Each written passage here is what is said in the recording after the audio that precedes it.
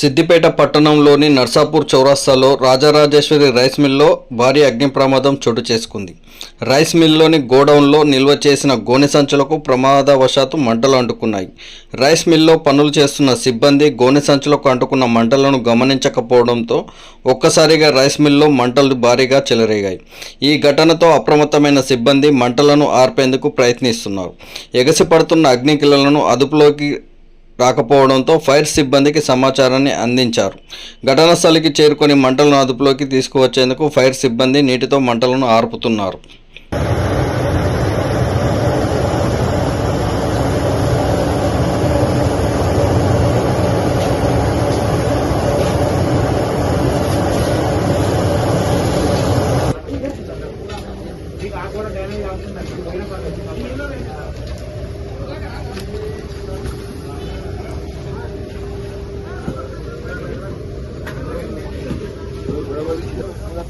पहले उधर डालना उधर जाता